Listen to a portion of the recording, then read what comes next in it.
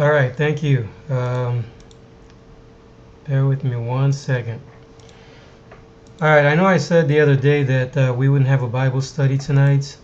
I did have a couple of studies laying around, and I figured, we can always open for discussion afterwards.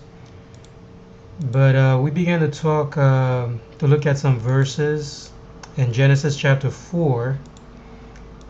And this study, very short study tonight, study called the Mark of Cain, or Cain's Mark. This is, as I said, looking at Genesis chapter 4, verse 15. What is the mark that God placed on Cain? What mark is that? Very strange account. Let me go ahead and post the verse. And Genesis chapter 4, verse 15. And the Lord said unto him, Therefore whosoever slayeth Cain, vengeance shall be taken on him sevenfold. And the Lord set a mark upon Cain, lest any finding him should kill him. Why is God protecting Cain? Wasn't Cain the one who just killed his brother Abel? Cain slew his brother Abel. So the obvious question here is, why is God protecting him? And the Lord said unto him, Therefore whosoever slayeth Cain, vengeance shall be taken on him sevenfold. Any thoughts on that? What is this mark? Is it a mark of salvation or a mark of judgment? And if it's a mark of judgment, why would God be concerned with avenging anyone who would kill Cain at this moment? Let's take a look at the mark first. And what I'd like to offer is that the mark, it seems for the most part, it is looking at Christ himself. Sometimes translated as token or sign. Genesis chapter 9, verse 17. And God said unto Noah, This is a token of the covenant. That's the mark. And what is the token of the covenant? What's the token of the covenant? Exodus chapter 3, verse 12. Let's see if I can get this to post. And he said, Certainly I will be with thee, and this shall be a token unto thee. This is God here speaking to Moses, I believe, when he was going unto Pharaoh. I will be with thee, and this shall be a token unto thee, that I have sent thee. And then also in Exodus chapter 4, verse 17, Thou shalt take this rod. What is the rod usually pointing to in the Bible? Thou shalt take this rod in thine hand, wherewith thou shalt do signs. We read about the rod of correction as well as the rod of Christ. Yeah. Vengeance is mine. We're going to look at that also, Greg. Vengeance is mine, and you're absolutely correct. So my question is, why is God pronouncing vengeance on those who would slay Cain? I would think, if anything, God would be bringing him, God himself would be slaying Cain, right? Because we know from the rest of the Bible that Cain typified, he killed his brother Abel, and therefore he typifies the unsaved in the church killing the two witnesses. So God, if anything here, I would think that he would be more than willing to destroy Cain to show that he has avenged the blood of Abel. As a matter of fact, God mentioned that the blood, let's see,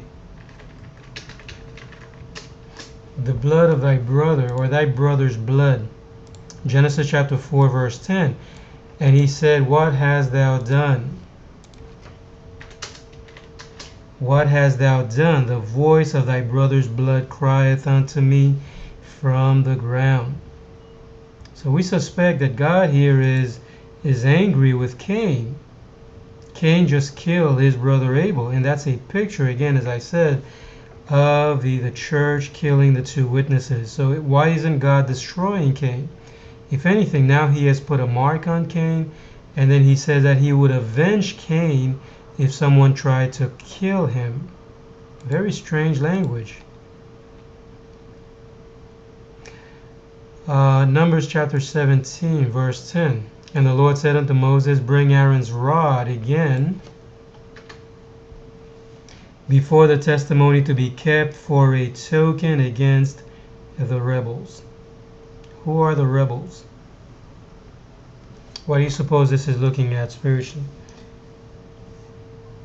Aaron's rod against before the testimony to be kept for a token. Again, right? Against the rebels. And I think the rebels here is looking at, yeah, exactly, Greg, the church. The unsaved church. Now notice the rod is a token.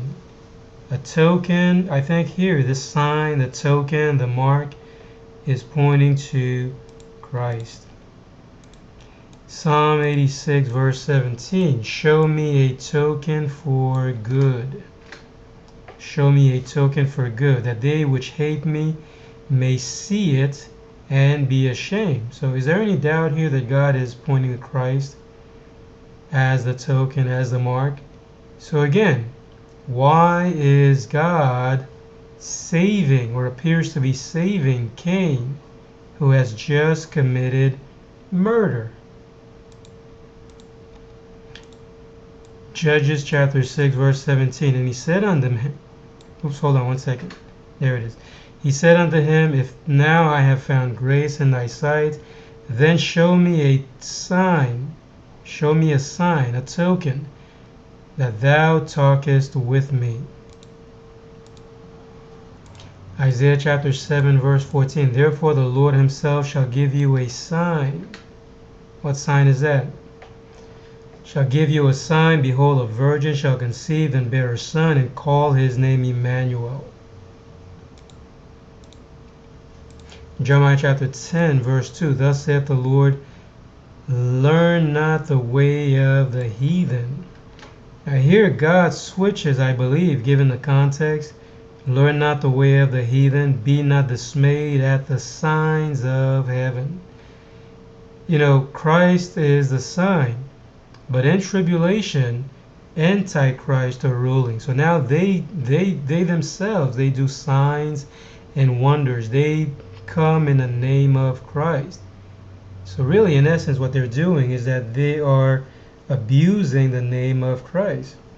So they too, they identify with the sign, but in the context of God judging them, he allows the locusts, the thieves, to do signs and wonders in tribulation. Isn't that interesting? Okay, so these are some of the things, once we begin to understand perhaps that the sign there, the token, is pointing to Christ, then it appears that God here is, first of all, he sees Cain as wicked, and that is a picture of the church. Now God goes on to redeem the church. He saves the church, typified by the mark here, I believe, on Cain. Now, it doesn't mean that Cain himself became saved. You agree with that? Anakai, welcome to the room. I don't think it means that Cain somehow became a believer. God, it seems, he is using him at this particular moment as a picture of the unsaved church that God is going to redeem. Beautiful picture, I believe. Genesis chapter 4, verse 14. Behold, thou hast driven me out this day from the face of the earth, and from thy face shall I be hid, and I shall be a fugitive and a vagabond in the earth.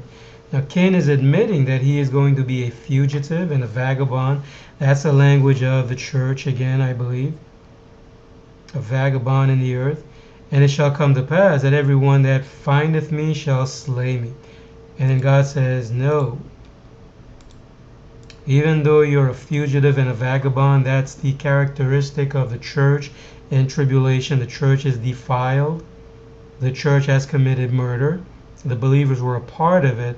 But now God puts a mark on the body of Christ. And that, I think, is pointing to the redemption of the body, typified by the mark there on Cain. In verse 15, and the Lord said unto him, therefore whosoever slayeth Cain, vengeance shall be taken on him sevenfold. And the Lord set a mark upon Cain, lest any finding him should kill him. Notice in Ezekiel chapter 9, verse 4, and the Lord said unto him, go through the midst of the city, through the midst of Jerusalem, and set a mark upon the foreheads of the men that sigh. Who are they? Who are the men that are sighing in a time when God is bringing death and destruction? Who do you suppose might be in view there? Yeah, exactly, the elect. God sets a mark. Again, Cain, I think, typified the church that God is going to destroy. But before he destroys the church, he sets a mark on the church, on the body. That's the elect, because he is going to have mercy on them. He redeems them. So he puts a mark on them, typified by the men that sighed. Ezekiel chapter 9, verse 6. Slay utterly old and young, both maids and little children and women, but come not near any man upon whom is the mark. You see that? That's the mark again, I propose, that God put on Cain. And began at my sanctuary. Judgment begins at the house of God. Psalm 79, verse 11. Let the sighing of the prisoner come before thee. Who are they? Let the sighing of the prisoner come before thee, according to the greatness of thy power. Preserve thou those that are appointed to die. You see such ugly language that God is using here concerning the unclean body, the church. I don't think we need to think for one moment that somehow the elect, they are considered to be clean in the eyes of God. Well, yeah, they are clean because God has sealed them. He has saved them. But in tribulation, because the church commits adultery, the church has polluted the body, automatically it causes the elect to be unclean in the body. Not in the spirit, in the body. God had to redeem the body. It's just like you and I, Lord willing, at the very end, somehow God is going to redeem this sinful body. So just because someone becomes saved, it doesn't mean that they're not capable of sinning. Matter of fact, they might continue to sin simply because they have a body that has not yet been redeemed. And that's the picture I think we see here with the church itself. Who shall deliver me from the body of this death? So let the sighing, these are the men that sigh, let the sighing of the prisoner come before thee. Preserve thou those that are appointed to die. And looking at the vengeance here, Psalm 79 verse 12, and render unto our neighbors sevenfold. That's the language of judgment. God is going to avenge Cain sevenfold. Render unto our neighbors sevenfold into their bosom. And in Proverbs 6, verse 31, but if the thief be found, the context there I think is talking about the thief, he shall restore sevenfold. That's God's judgment on the church. The thieves, they do not come through the door, they jump the gate. They come in through the windows. He shall restore sevenfold. And then we read in Genesis 4, verse 23, we read about Lamech. Lamech makes reference to Cain here. Lamech said unto his wives Adah and Zillah, hear my voice, ye wives of Lamech, Hearken unto my speech, for I have slain a man to my wounding, and a young man to my hurt. A young man to my hurt. If Cain shall be avenged sevenfold, truly Lamech 70 and 7. Interesting language again. Why is God judging? Why is he recompensing sevenfold? If someone slays Cain, he is going to avenge him sevenfold. That's the language of the death of Babylon, God's judgment on the unsaved body. I'm not aware, looking at the account with Lamech here, who it is that Lamech actually murdered. I don't think the Bible gives us that information. I could be wrong. But he simply makes reference that I have slain a man to my wounding. And there again, I think that's the picture of the church. If Cain shall be avenged sevenfold, and truly Lamech 70 and 7. And the language of 70 and 7, 70 times 7, seems to point to the time. Let's see, in Matthew chapter 18, verse 21. Then came Peter to him and said, Lord, how often shall my brother sin against me, and I forgive him? Till 7 times? And then in verse 22, Jesus saith unto him, I say not unto thee until 7 times, but until 70 times 7. In other words, one has to forgive all the way to the end. The end of what? The end of the church. The end of the body of Christ. 70 times 7. Did the church forgive 70 times 7? No. If anything, instead of forgiving, coming into the Great Tribulation, we read about the killing of the 2 witnesses. But nonetheless, one has to forgive 70 times 7. So Lamech shall be avenged 70 and 7. And I think, Lord willing, that that's the picture that's in view there. Deuteronomy 32, verse 35. To me belongeth vengeance. That's the, you made reference to this verse, I think, Greg. To me belongeth vengeance and recompense. Their foot shall slide in due time. That's God's judgment again on the church. Revelation chapter 6, verse 10. And they cried with a loud voice. Yeah, I believe it does. The 70 weeks of Daniel 9. I would have to go back. Maybe later on we can look at some verses there. I do think there's a connection, although I'm not sure if it's a direct tie-in.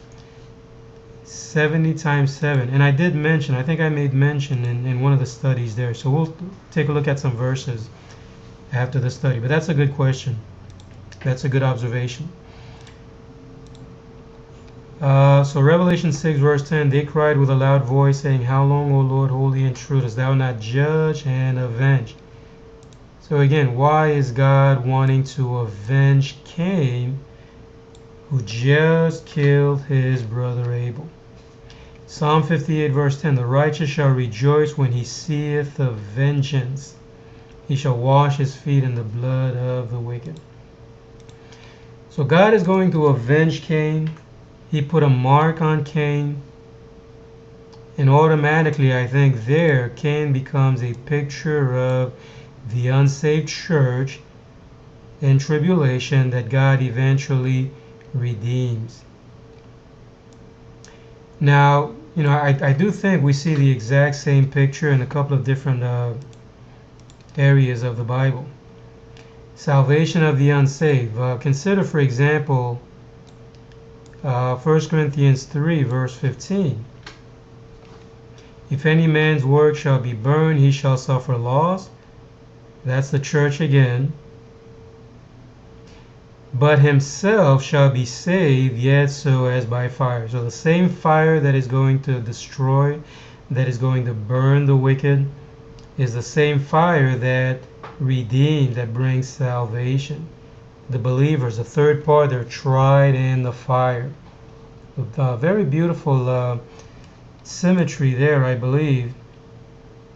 when we consider the mercy of God in redeeming the church, the elect, from Babylon. If any man's work shall be burned, he shall suffer loss, but himself shall be saved, yet so as by fire.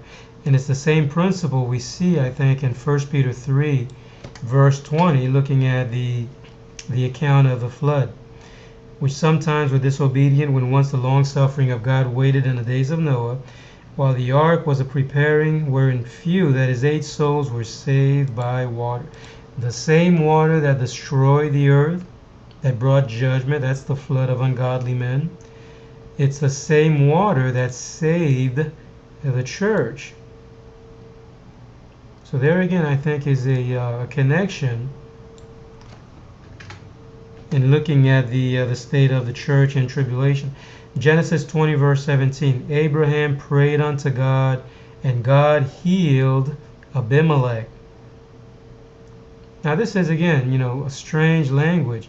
Abimelech is the one who nearly slept with Abraham's sister, a half-sister, Sarah. God came to him in a dream. Remember that account? God came to him in a dream, and God restrained sin. God really caused them not to go through with the wickedness of taking Abraham's wife. And then Abraham prayed unto God, and God healed Abimelech. So again, the question is, why would God even be concerned with healing Abimelech? Abimelech was a wicked man. But doesn't the Bible teach that Christ did not come for the righteous, right? Who did he come for? Who did he come for? He came for sinners. He did not come for the righteous. So Abraham prayed for Abimelech, and God healed. That, I think, is the language of what? His deadly wound was healed. Remember that? God healed Abimelech. So there again, Abimelech automatically becomes a type or a picture of the church, the wicked church, the wicked body, who is going away from God, going apostate, and then God now brings back his captivity. God healed Abimelech and his wife and his maidservant, the whole house, and they bare children. So again, this is strange language, because we read here, Genesis chapter 20, verse 18, for the Lord had fast closed up all the wounds of the house of Abimelech. You see that? That there, I think, is the language of judgment. To shut up the womb so that someone is not able to bear children. Children are a blessing of the Lord. So if someone is not bearing children, God has shut the womb. Well, that's judgment. They're not able to bring forth. So the church would not have been able to bring forth if God had shut up the womb. And so shutting up the wombs of the family of Abimelech so that they would not bear children, that's, I believe, is a picture of the church coming into the Great Tribulation. And then God healed Abimelech.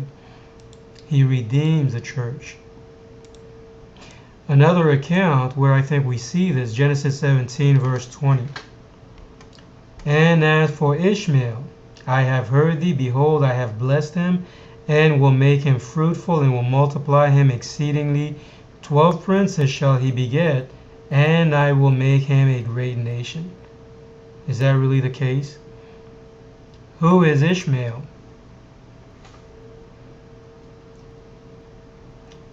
Who is Ishmael? Isn't Ishmael the son of, what was the name of his mother?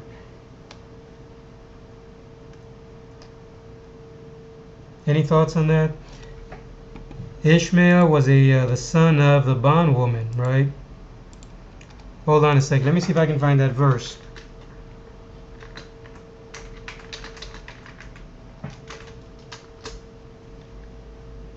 Oops, almost there. Yeah, thank you, Greg. The son of Hagar, the bondwoman. There again. Let me see if I can find the verse.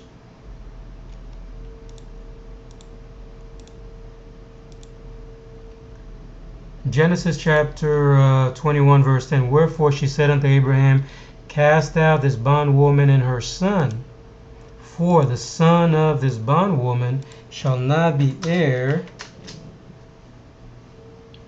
with my son, even with Isaac. So God cast out the bondwoman. The bondwoman there is a picture of the church, I believe. And so was Ishmael. He is not the child of promise. Isaac was. But nonetheless, God here again seems to be using him as a type of the church under the wrath of God in tribulation, where God now eventually redeems the church. It's not saying that Ishmael somehow became saved, but God is using him as a picture of the unsaved, the unclean body that is actually redeemed in tribulation. Genesis 17 verse 25. And Ishmael, his son, was 13 years old when he was circumcised.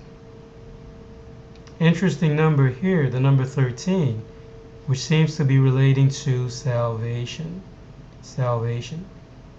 So why is God pronouncing that he is going to make a great nation out of Ishmael, even though he is not the child of promise? Because out of him, out of the unsaved body, the unclean body, is going to come forth this great nation. Isn't that interesting? Very beautiful picture, I think. So he is circumcised at the age of 13, a picture of salvation. And then finally, I mentioned before, in Revelation 13 verse 3, and I saw one of his heads as it were wounded to death. That's the beast, that's the unsaved body prior to the separation of wheat and tares. The beast was wounded, the church was wounded by a sword, that's the wrath of God coming on the body. And his deadly wound was healed. Now again, this is a very beautiful account. If we go through the Bible and search the language to see what this might relate to, I used to think that this is talking about a time when Satan is alive and well, but I don't think that that's how the Bible is defining the term, but rather the church itself that was unclean, and now God has healed the wound, the stroke of the body. And then Satan goes into perdition. We read that all the world wondered after the beast as God began to separate the wheat from the tares. Okay, let me summarize here. Very short conclusion. And the mark of Cain, or Cain's mark, appears to be the sign of salvation that is placed on the body of Christ. He seems to be a type of the elect that God delivers in tribulation. And very interestingly enough, that the whole body, the unclean body, was looked on by God as unclean, committing fornication, which is why they had to come out of the unclean, come out of Babylon. Come out of her, my people, Babylon is fallen. Okay, hold on one second.